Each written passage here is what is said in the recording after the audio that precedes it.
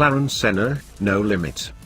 If you're going to name a car after Ayrton Senna, it had better be pretty good on the track.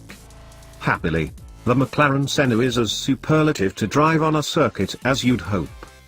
A brief test in an early prototype at Silverstone hinted that the Senna was pretty special to drive, but now that we've tested the finished product at Estoril, we know for sure.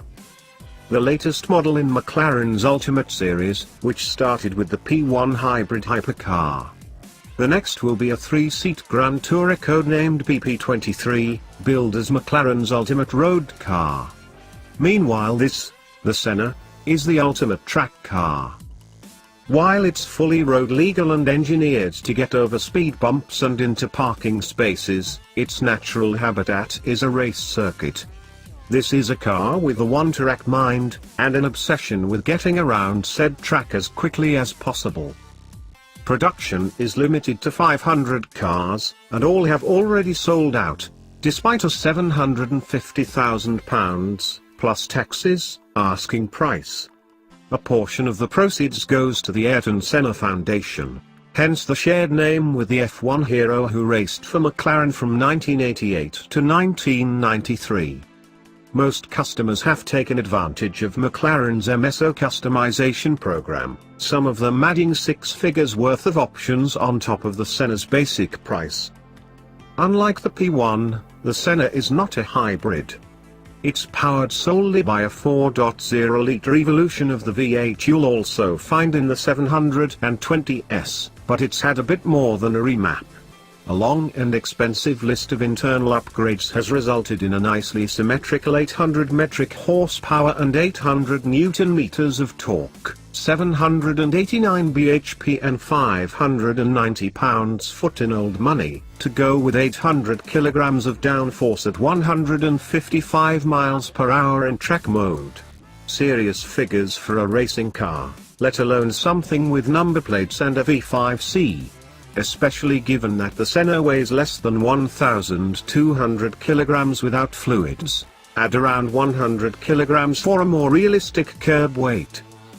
The Senna copped a bit of flack for its more brutal than beautiful styling when pictures were first released, but it's a car you have to see in person to properly appreciate. Its ruthless function over formed shape is captivating, and full of menacing presence.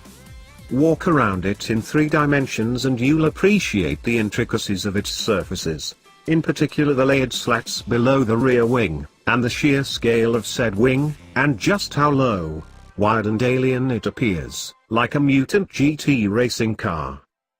The cabin is shaped like a teardrop, with the wheels pushed out into pods at each corner and every surface governed by the need to divert cold air in, hot air out, and the airflow in general over or under the Senna to create the best possible compromise between drag and downforce.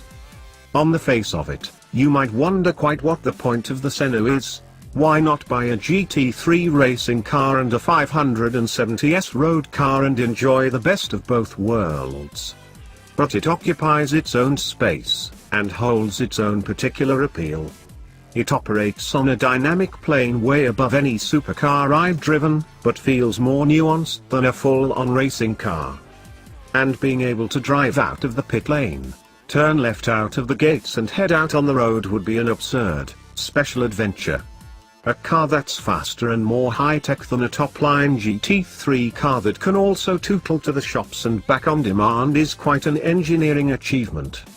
Ayrton Senna's debut in Estoril came in a turbocharged Team Lotus 97T with a similar power output to this new McLaren hypercar. The car that bears his name doesn't require his godlike skill to drive on the limit, but it still presents just as much a challenge for professional drivers to spar with. McLaren's pro instructors told us they were still fully getting their heads around the Senna's abilities as the event went on, as it does a helping hand to novices, and an addictive experience for everyone in between. It's uncanny that a vehicle so powerful and so fast can be so friendly to drive. One hopes that the 500 Senna owners will use their cars on track as much as possible. It's where the car belongs.